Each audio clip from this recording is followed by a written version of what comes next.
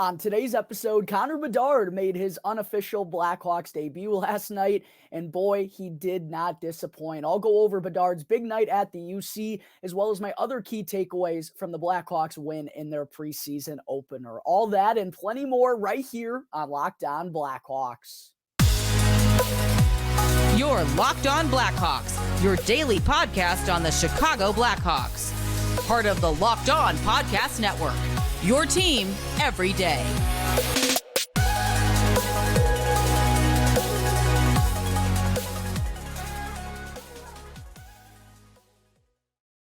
What's up, everyone? Welcome on into another episode of Locked On Blackhawks, part of the Locked On Podcast Network, your team every day. As always, thank you all for making the show your very first listen. Here to start off your day, I'm your host, Jack Bushman. You can go and find me out on Twitter at JackBushman2, or you can go and follow my Strictly Blackhawks account at Talkin' Hockey for all the latest Blackhawks news and updates. And as always, be sure to go and smash that like button, comment down below, and subscribe if you haven't done so already. And if you're listening to the audio version of today's episode, make sure that you're downloading the daily episodes. And if you're a frequent listener of the show, feel free to go and leave me a review as well on Apple Podcasts or on Spotify. 5-star review would be preferable, of course. I greatly appreciate all of your support. And make sure to go and follow Locked On Blackhawks on Instagram as well for some other cool Blackhawks related content and clips being shared there. All right, good morning, everyone. As always, thank you all for joining me on another episode of Locked On Blackhawks, your one-stop shop for all things Chicago Blackhawks. And last night, Blackhawks hockey officially returned. The Chicago Blackhawks took on the St. Louis Blues in their preseason opener. And I thought, well, obviously it's a preseason game and the final outcome doesn't matter all that much. There was a whole lot of meaning throughout the Blackhawks roster in a game like last night. There was a lot of key takeaways, I thought, and a lot of just things we love to see despite it being the first preseason game of the season. But before I kind of get into some of my takeaways, I got to talk about how giddy I was. Just kind of, I always put together a lineup graphic before every Blackhawks game, and typing some of these kids' names into the lineup graphic last night, it made me a little giddy. It was like, wow, the future is finally starting to arrive, right? Like, a lot of these guys have been draft picks in the past couple of years, and we've been waiting for them to come up and burst onto the scene and even just get their first little bit of NHL action. Someone like Drew Commesso last night, or seeing how Kevin Korchinski has kind of developed in the past year since his last bit of preseason action. It was really cool typing in, Wyatt Kaiser into the lineup, Kevin Korchinski, Alex Vlasic, all on the left-hand side. I mean, I've been waiting for that to be the left-handed side of the Blackhawks defense for a couple of years now, and typing Drew Commesso in net.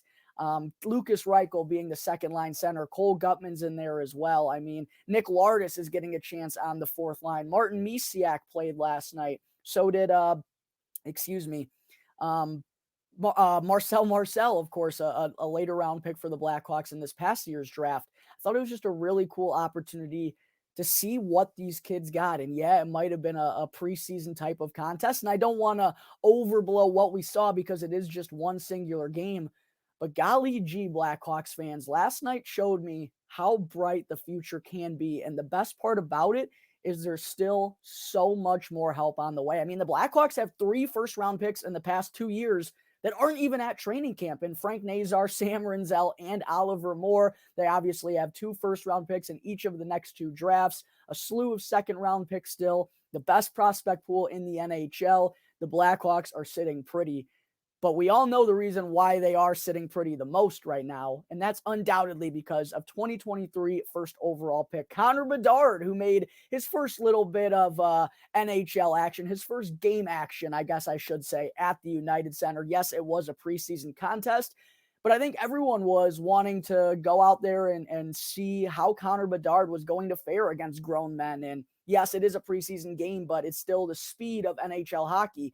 You wanted to see how he was going to handle that in his first little bit of action. And I'll tell you what, Blackhawks fans, Connor Bedard knocked the ball out of the park last night. Right from the get-go, you could tell he was really focused, really driven to go out there and make an impact. And he had that, I think it was his second shift where he was dancing around everyone and deked the crap out of Jake Neighbors, who's a quality NHL player. And Bedard, all in all, I thought just had a phenomenal night. Obviously, a big part in helping the Blackhawks get their 2-1 victory. He had the primary assist on Philip Kurashev's opening goal of the game, albeit on kind of a redirect. And then, of course, set up Andreas Athanasiou with a sick saucer pass in overtime to find him cutting to the net for the game-winning goal.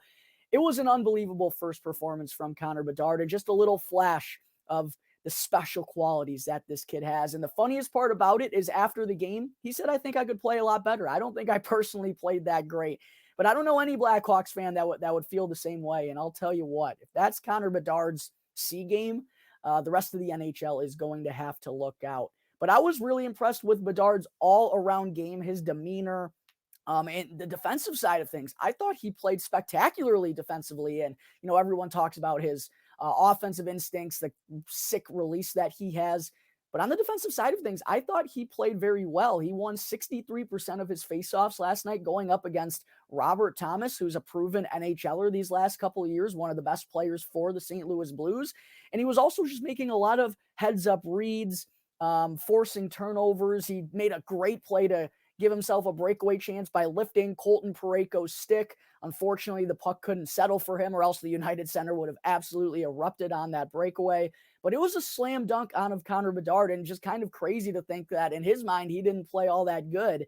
There were times where, he made some turnovers, and I think the physicality kind of became evident to him, where he tried to dance around guys and they were just taking the body and not letting him get that space. That's going to have to be something that he adapts to throughout the course of the season and as he gets more comfortable with the NHL level. But man, I was just so gosh darn impressed with Connor Bedard last night.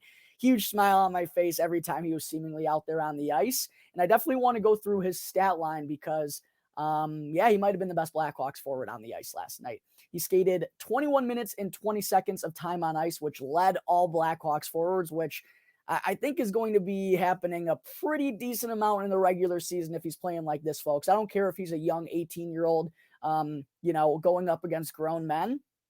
He's the Blackhawks' best center. He's the Blackhawks' best player. And he's going to be out there. And I like Coach Luke Richardson not easing him into anything. Let the guy go and be the top line center because he's ready for it. Connor Bedard's been waiting for this moment for quite a while, and he knows what he's capable of doing. And he's so confident in himself and in his game.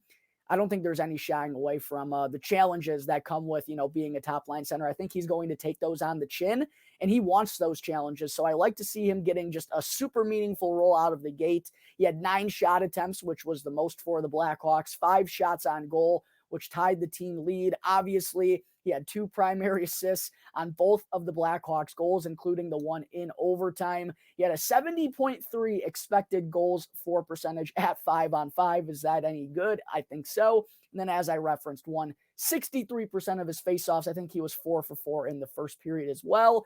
And according to Connor Bedard, he didn't think he played all that well. So, I don't know what to make of this kid. He's just a special, special talent.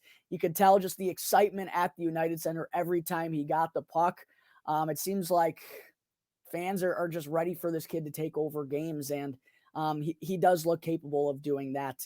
And for his first bit of action, he looked every bit comfortable as anyone else in the Blackhawks forward group, I thought. You couldn't tell that this was, like I said, his first little bit of NHL action. So, hands down, I give Connor Bedard a 10 out of 10 last night. A big first showing in his first little action at the United Center. Can't wait, I guess I should say, for him to actually get to play in front of the Blackhawks faithful at the UC when the games actually matter at the start of the regular season. All right, folks, there are my quick thoughts on Connor Bedard's big night to lead the Blackhawks to victory. Coming up in just a moment, I will get into some of my other key takeaways from their win in the preseason opener.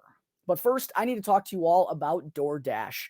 Do you love the convenience of getting what you want right to your front door? Well, with DoorDash grocery delivery, you can stock up for the week or order last-minute cravings conveniently. And you'll get exactly what you're ordered, or we'll go and make it right. So sit back and enjoy quality groceries just like you picked them up yourself. And do you want even more value? And you can save on all your grocery and restaurant favorites with a $0 delivery fee on all eligible orders with a Dash Pass membership. And you can also get 50% off your first DoorDash order up to a $20 value when you use the code LOCKED at checkout. Again, that's a 50% off up to $20 with zero delivery fees on your first order when you download the DoorDash app from the App Store and enter the code LOCKED. That's code LOCKED for 50% off your first order with DoorDash. All right, back here on the Locked On Blackhawks podcast, part of the Locked On Podcast Network, your team every day. Again, just a quick reminder, smash that like button. Go and comment down below as to who you were most impressed with from the Blackhawks preseason win last night over the St. Louis Blues. And of course, go and subscribe to Locked On Blackhawks YouTube if you haven't done so already. The start of the regular season is right around the corner, Blackhawks fans, and you don't want to miss out on all the latest news and updates that I'll be providing you all throughout the course of the season right here on Locked On Blackhawks. All right, segment 2, definitely wanted to get into the slew of other takeaways that I had from last night's win over the Blues. It wasn't just the Connor Bedard show. I was quite honestly impressed by a lot of the Blackhawks youngsters last night.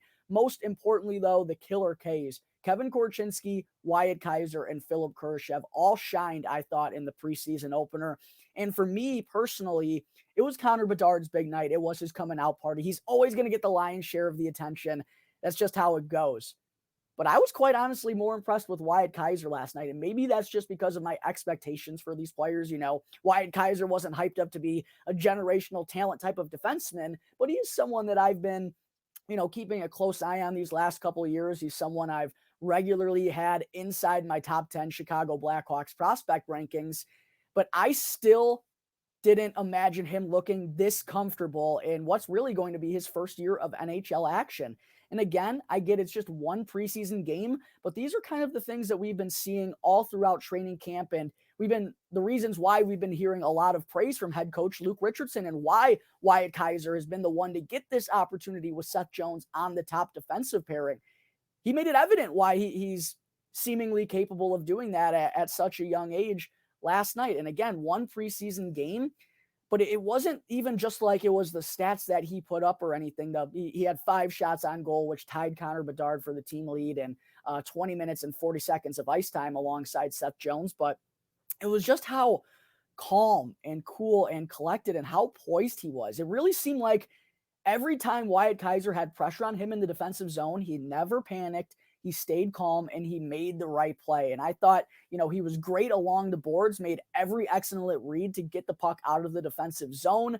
I thought also offensively, he did a really good job of recognizing the game in front of him, not getting too aggressive, but also, doing his job to jump up into plays and keep them alive in the offensive zone. I thought his skating was very evident all over the place. I mean, seemingly every time Wyatt Kaiser was on the ice, he was making an impact. He was breaking up plays, doing his job, making the right reads. And quite honestly, Blackhawks fans, I thought he outplayed Seth Jones last night. There were some shoddy turnovers that Seth Jones made, but Wyatt Kaiser was the one bailing him out with a big-time blocker, getting his stick on the puck to prevent a quality scoring chance. I thought Wyatt Kaiser looked like the Blackhawks' best defenseman last night. I was really impressed with him, and I also thought he played bigger than he is. And I had to go back and look up how big Wyatt Kaiser is. 6 foot, 185 pounds, not small, especially in comparison to some other NHL defensemen, but I also thought he played bigger than he did. He absorbed hits really well and played a physical, rugged style game against the boards when that's not necessarily his bread and butter. So I was really, really impressed with the defensive effort from Wyatt Kaiser. And undoubtedly, he deserves to be the one getting the top pairing opportunity right now with Seth Jones. He looked more than ready to be taking on that role for the Blackhawks. Yes, I know it was a preseason game, but he looked excellent. Kevin Korchinski, I thought looked really good too, particularly where his areas of strength are. And that's kind of been the storyline for me, at least, around Korchinski for a majority of training camp here. There's just no denying the weapon that he can be in the offensive zone. I mean, his speed allows him to jump up and keep plays alive. He has a Q and really good passing skills in the offensive zone. Also picked up the secondary assist on Philipp Kurashev's opening goal of the game, but he was really the one that created that play. And I feel like this is the battle that the Blackhawks front office are going to have. Kevin Korchinski can help this Blackhawks team offensively with what he can do on the back end. But there's still no denying there are some flaws in his game defensively, and another year at junior would undoubtedly help him get a little bit thicker and fill out his frame a little bit more. He took a penalty last night.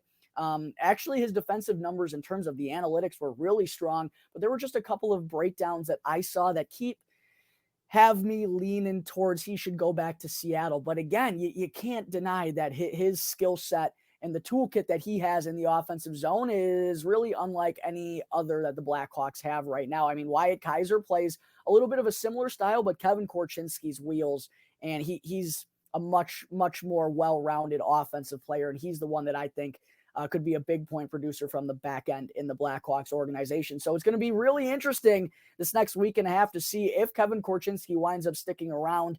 I thought he had a pretty good game, though, last night. 3 shots on goal, 1 assist, and 21 minutes and 8 seconds of ice time, which was second among all Blackhawks defensemen. And then Philipp Kurashev, I thought, looked pretty good as well. He obviously had the opening goal of the preseason for the Blackhawks, also added 1 hit and 1 block shot in 17 minutes and 57 seconds.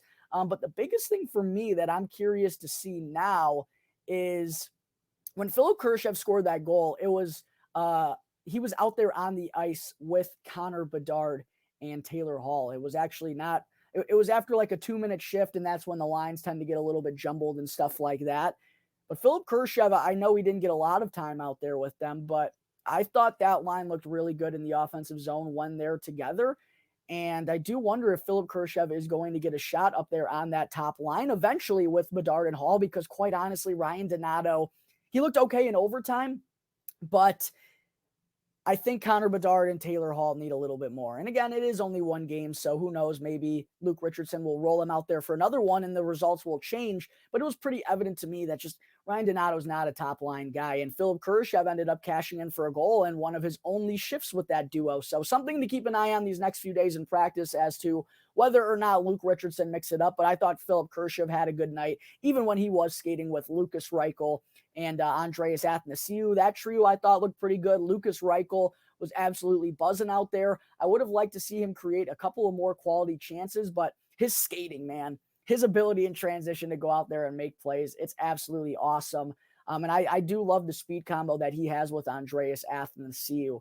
So really good night from Lucas Reichel as well. Really good night from Philipp Kurashev. I also got to give a shout out to my boy Drew Commesso, who came in at the midway point of the game with the Blackhawks ahead 1-0. It was his first little bit of NHL action since making the jump to professional hockey. 2nd round pick back in 2020. Someone I've been waiting these last couple of years for, and thank golly that Drew Commesso didn't stick around in Boston University for his senior campaign. But I thought he had a really strong showing last night. He ended up stopping 16 of the 17 shots that he faced in 33 minutes worth of action, and he actually faced the Blues' best surge of the game. Peter Mrazek started the game, but he only faced 8 shots on goal in his 30 minutes of action. Drew Commesso was the one who saw the Blues' best surge. He got beat once, by Robert Thomas, who, a very good goal scorer, as I mentioned earlier, one of the best player from the Blues. Yeah, he went shelf on Drew Commesso, okay, a guy who's in his first year of professional hockey. That's going to happen from time to time.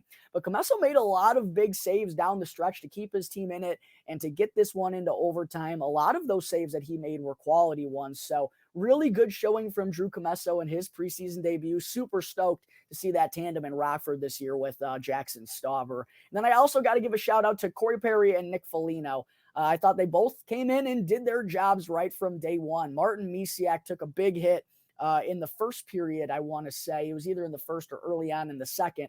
But immediately, both Corey Perry and Nick Foligno came in to stand up for the youngin, came in to mix it up, and just their veteran leadership out there on the ice to be the protectors. I mean, that's kind of what they were brought in to do, and also kind of help guide this young team through the next steps of the rebuild. So I was really impressed with both Corey Perry and Nick Foligno last night, coming in and doing their job, setting the tone right from the get-go. And I know that we officially live in a simulation, Blackhawks fans, because guess what? Corey Perry got a standing ovation from Blackhawks fans last night while wearing an A on his chest. I mean, what world do we live in where Corey Perry is an alternate captain from the Chicago Blackhawks and they're cheering for him?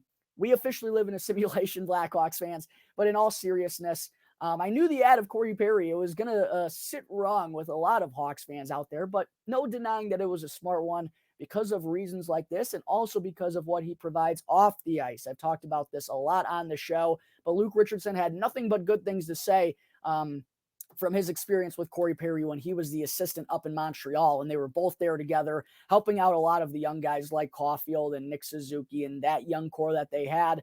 I believe, Luke Richardson knew what kind of guy he was coming in and getting Corey Perry, and that's a guy who you hate to play against but love to have on your team.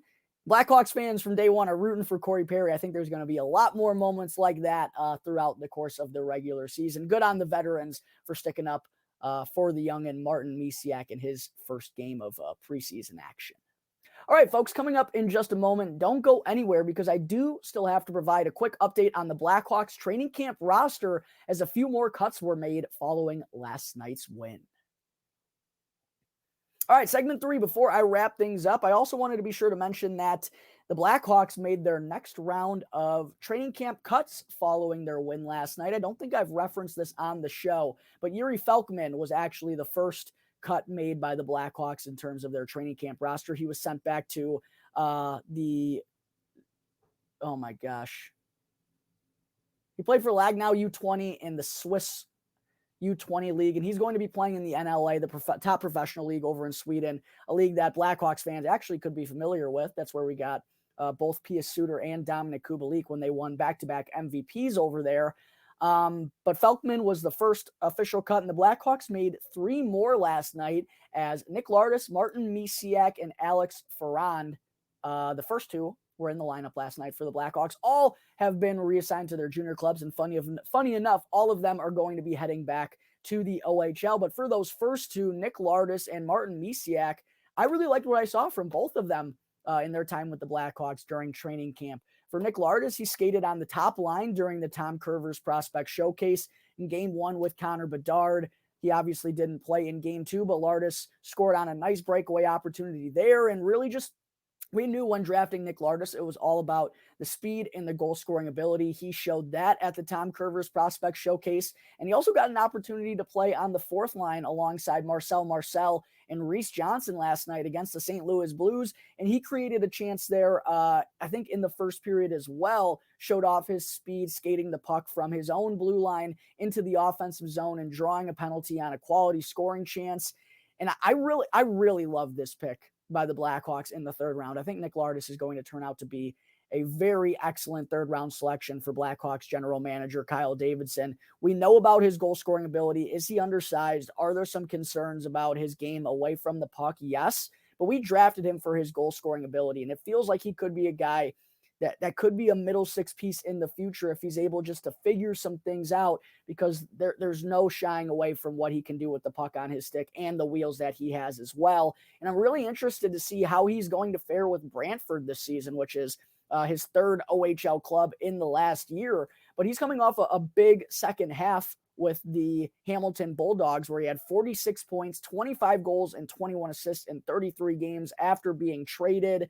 And he could have another huge year in the OHL, I believe, in his first season with Brantford. I think we could see Nick Lardis be a 40 to 50 goal scorer in the OHL. And then for Martin Misiak, I thought he looked pretty excellent all throughout Blackhawks training camp and the Tom Curvers Prospect Showcase. Another guy who displayed his wheels time in and time out. And he also has got some good size to him as well at, 6'2", 200 pounds already at 18 years of age. And quite honestly, aside from Connor Bedard, Martin Misiak was the best Blackhawks player throughout the Tom Curvers Prospect Showcase and training camp that was part of the 2023 draft class, in my opinion. And of course, he was the first overall pick in the CHL import draft. He'll be going to play for the Erie Otters this season, and he's coming off of helping the Youngstown Phantoms of the United States Hockey League win the Clark Cup Championship last year, where he had 17 points in 27 games, 6 goals, and 11 assists after coming over to North America. Keep an eye on Martin Misiak in the OHL with Erie this season.